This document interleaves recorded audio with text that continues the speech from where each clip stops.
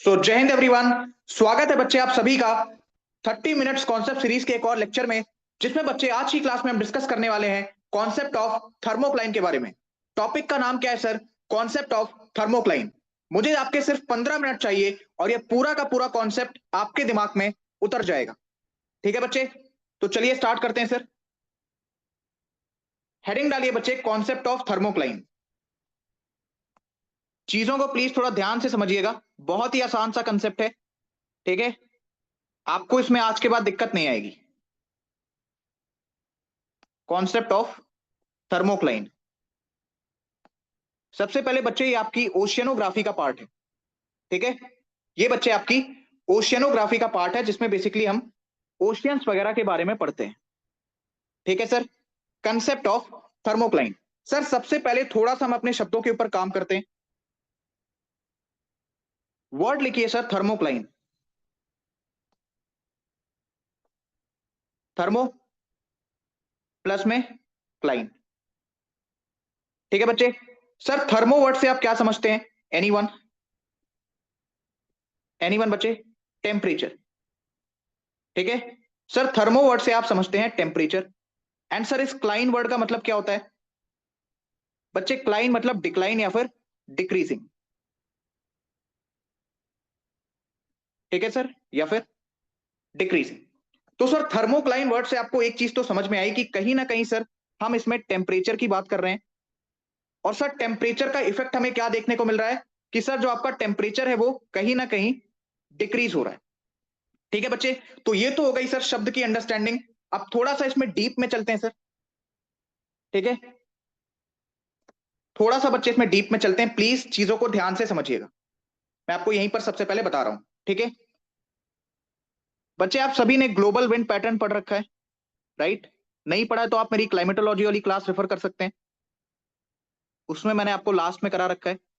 ठीक है sir, tropical winds आप सभी को पता होगा बच्चे, जो ट्रॉपिकल रीजन में चलती है, ईस्ट से आ रही है तो ईस्टर्ली विंड। ठीक है, ट्रॉपिकल रीजन्स में बच्चे आपको ज्यादातर ईस्टर्ली विंड्स देखने को मिलती हैं, राइट? इन्हीं विंड्स को बच्चे हम ट्रेड विंड्स भी कहते हैं। इन्हीं विंड्स को बच्चे हम क्या कहते हैं? Trade winds. ट्रेड विंड्स भी बच्चे हम इनको कहते हैं, राइट? ट्रॉपिकल विंड्स या फिर ईस्टर्ली विंड या फिर बच्चे ट्रेड विंड। अब जिन्हें ट्रॉपिकल वर्ड का मतलब नहीं समझ में आ रहा, ध्यान से सुनो। मैं बात कर रहा हूं 30 डिग्री के आसपास वाले एरिया की। ठीक है, 30 डिग्री के आसपास वाले एरिया की, उसको बच्चे मैं ट्रॉपिकल रीजन नाम दे रहा हूं। क्लियर है? चलिए आगे बढ़ते हैं फिर। सबसे पहले आप इस ग्राफ को थोड़ा सा ऑब्जर्व करने की कोशिश करिए।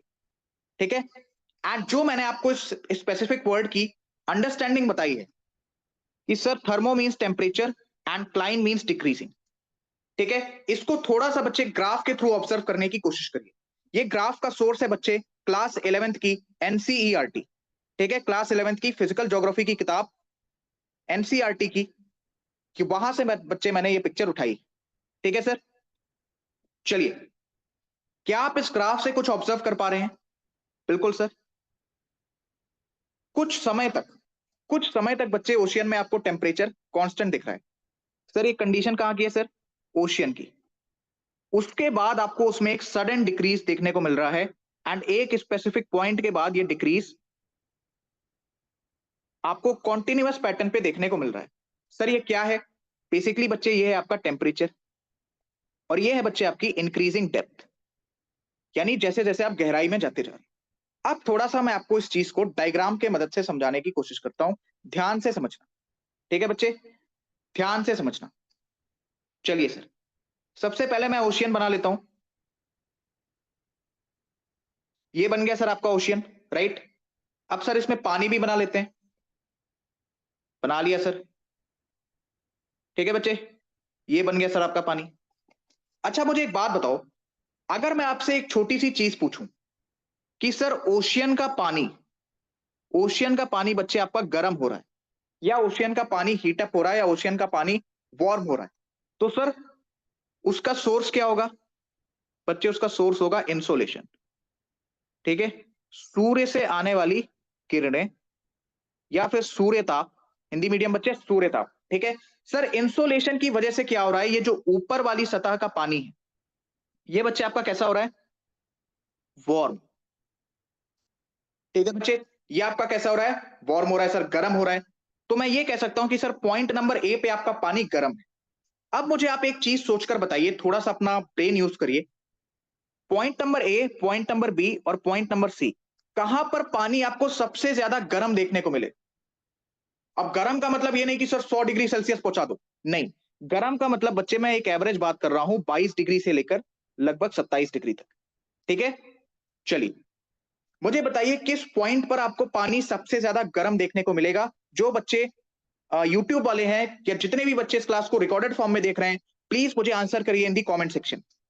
ठीक है, बताइए सर।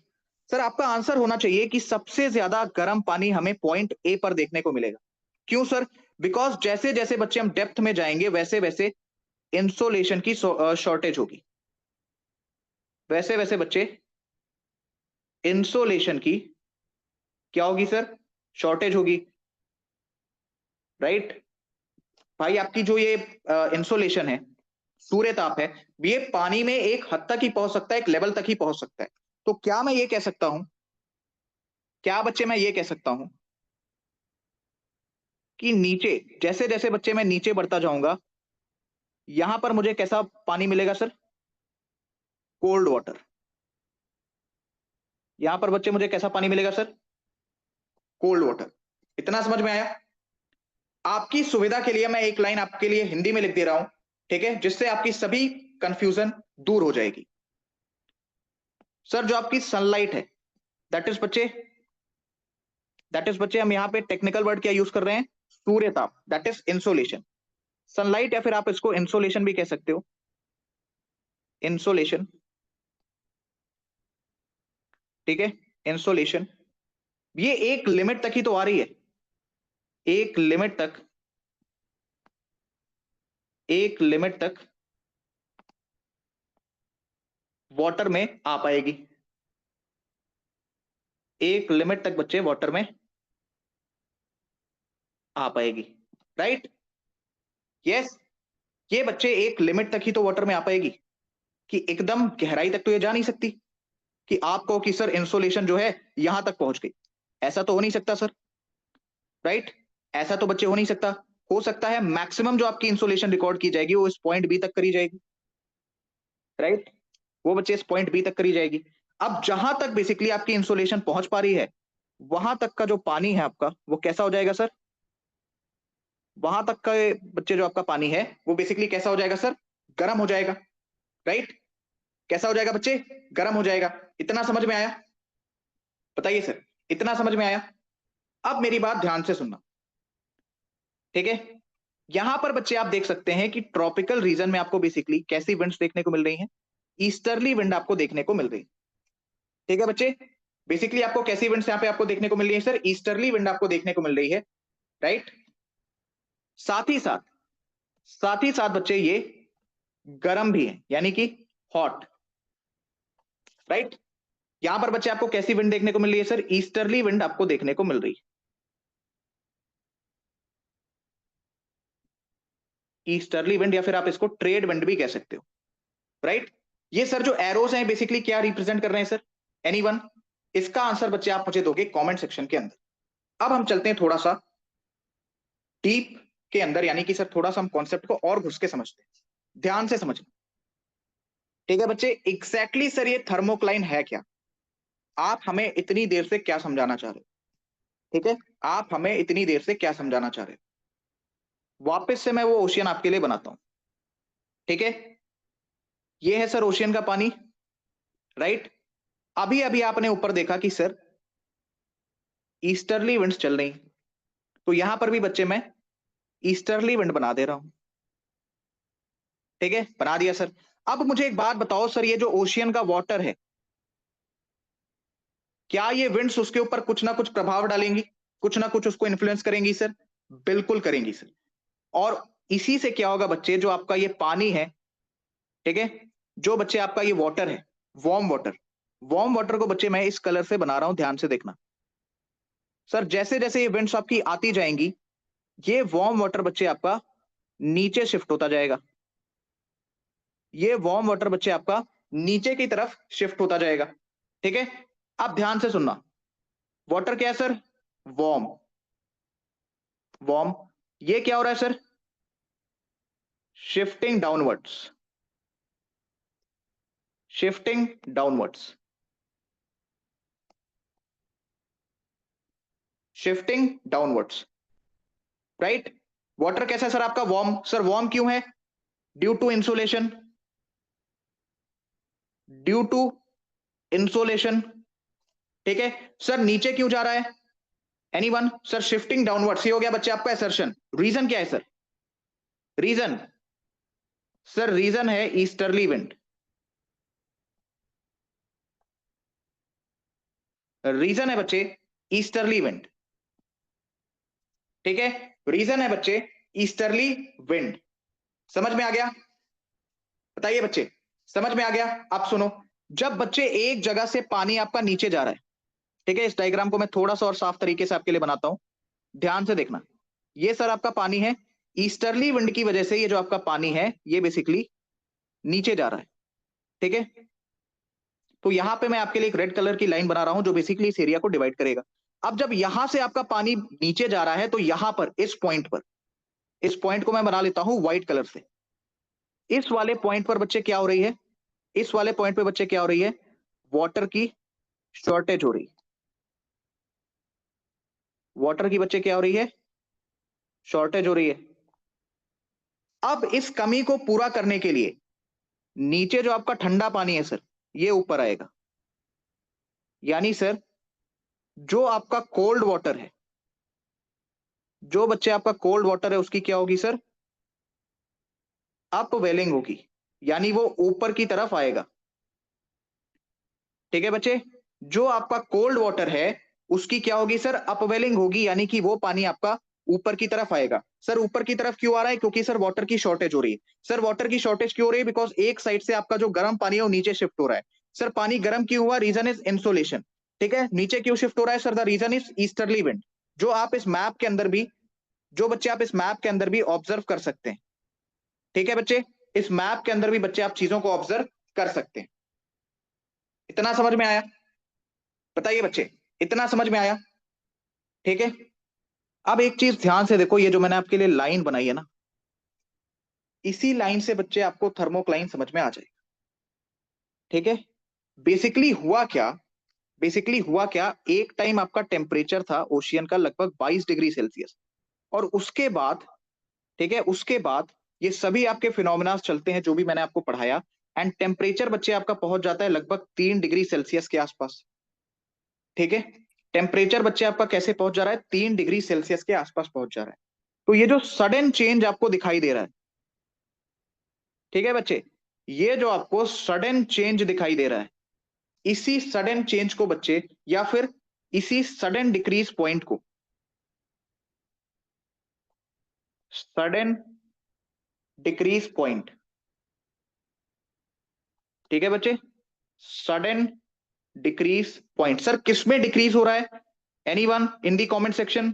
सर टेम्परेचर में डिक्रीज हो रहा है, ठीक है। सर टेम्परेचर में डिक्रीज हो रहा है, ठीक है बच्चे, समझ में आया?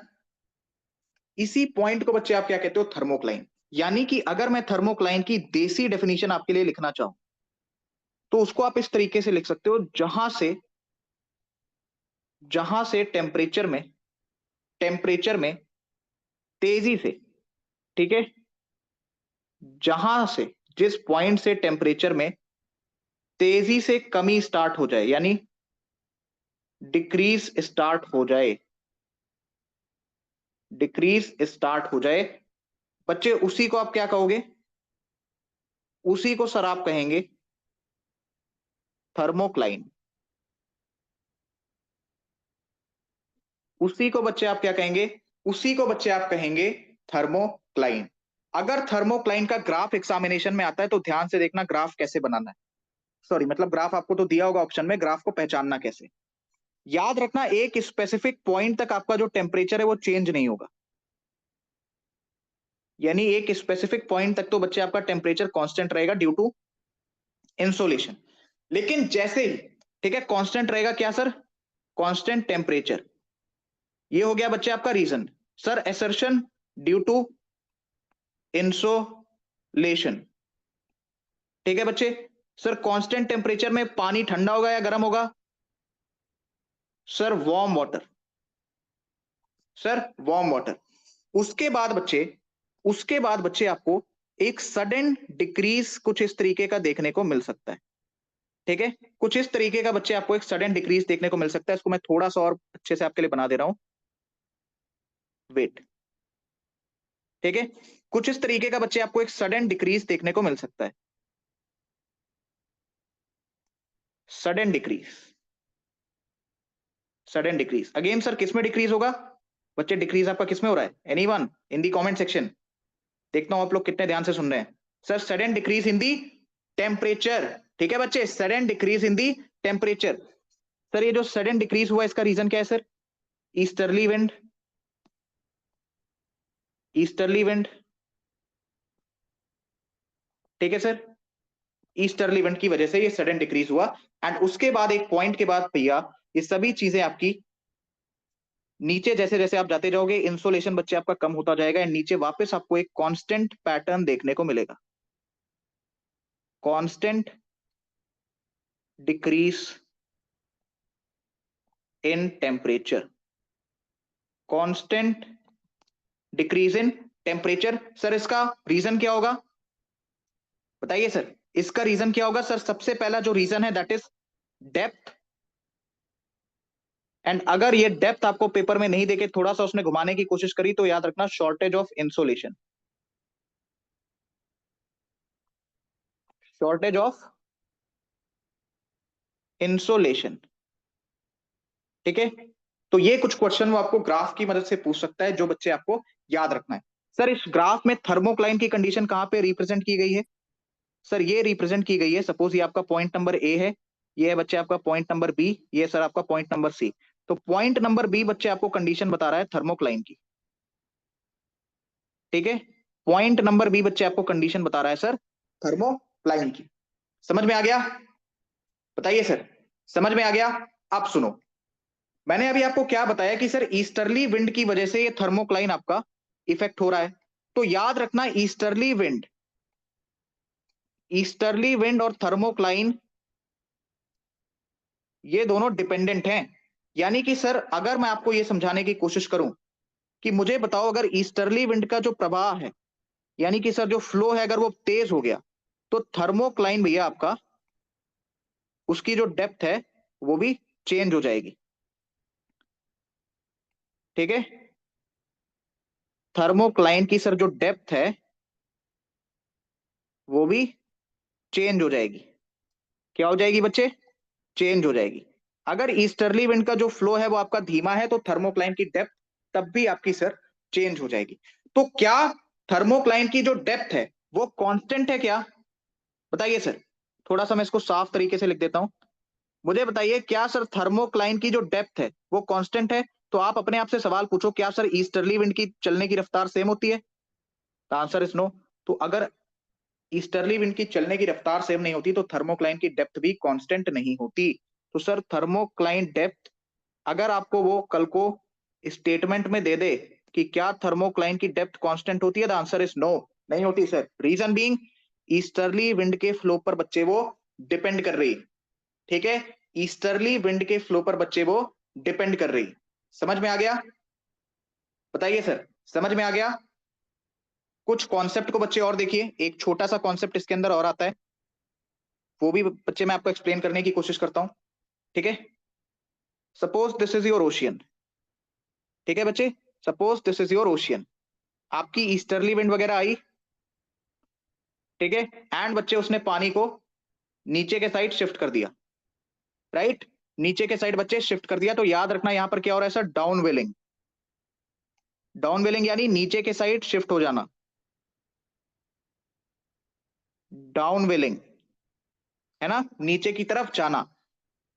बच्चे यहां पर कौन नीचे की तरफ जा रहा है सर? वार्म वाटर, गर्म पानी। सर पानी गर्म कैसे हुआ सर? इंसोलेशन से।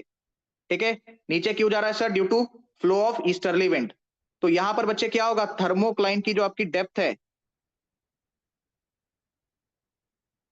थर्मोक्लाइन की सर जो आपकी डेप्थ है वो डेप्थ कंपैरेटिवली ज्यादा होगी।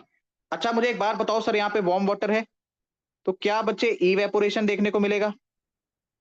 इवेपोरेशन देखने को मिलेगा? यस सर मिलेगा। इवेपोरेशन होगा तो क्या सर क्लाउड्स बनेंगे?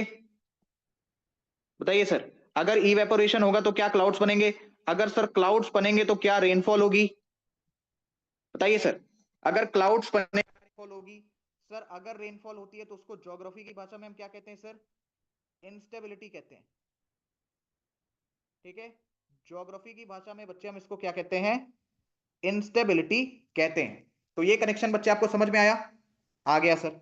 अब सुनो, मैंने आपको बताया कि सर जब पानी यहां से नीचे शिफ्ट होगा तो यहां पे पानी की कमी होगी। पानी की कमी को बच्चे पूरा करने के लिए नीचे से कोल्ड वाटर ऊपर आएगा। हाँ जी, नीचे से भैया कोल्ड वाटर ऊपर आएगा। ठीक है बच्चे, जब आपका कोल्ड वाटर ऊपर आएगा तो मुझे एक बात बताओ, जो आपकी थर्मोक्लाइन की डेप्थ है क्या वो बहुत ज्यादा होगी? The answer is no sir. Thermocline की जो डेप्थ है वो शैलो डेप्थ होगी। शैलो यानी कि सर ये बहुत ज्यादा नहीं है, शैलो डेप्थ। राइट, अब सर कोल्ड वाटर है वो ऊपर आ रहा है तो उसमें किसी भी प्रकार का कोई इवेपोरेशन आपको देखने को नहीं मिलेगा।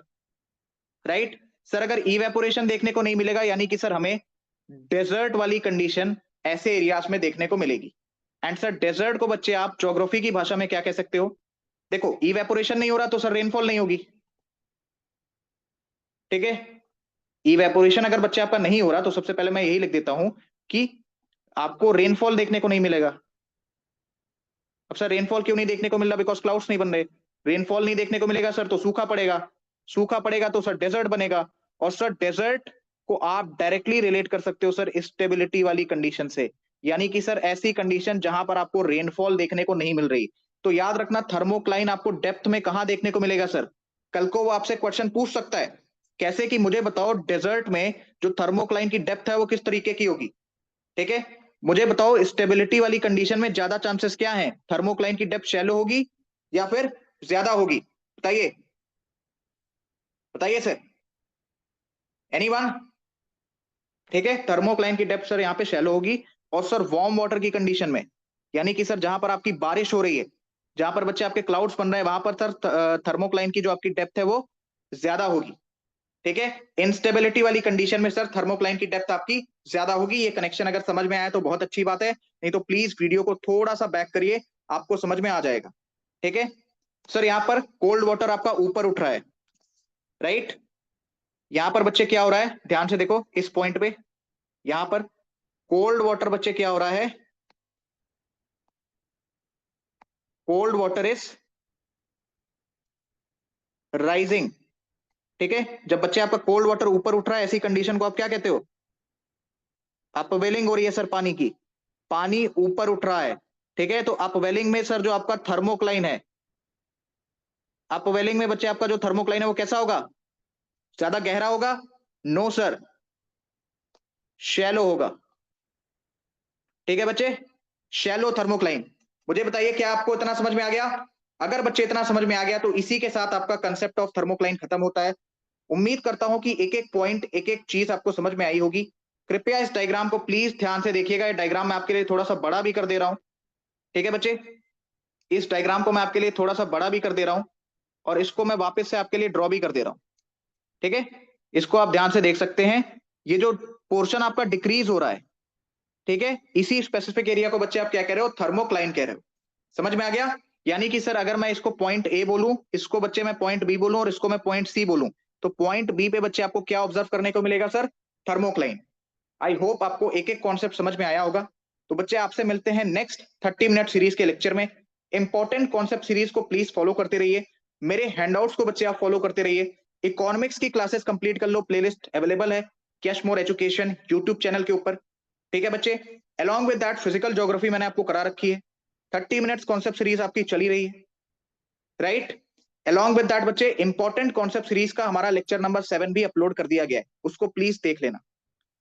किसी भी चीज में अगर आपको समस्या आ रही है, एनी प्रॉब्लम, स्ट्रैटेजी एटसेट्रा, किसी भी चीज में, तो बच्चे आप मुझे कमेंट सेक्शन के अंदर कमेंट कर सकते हैं, मैं आपके कमेंट्स पढ़ता हूं और जैसे ही मुझे टाइम मिलेगा I will definitely reply all of the comments of yours.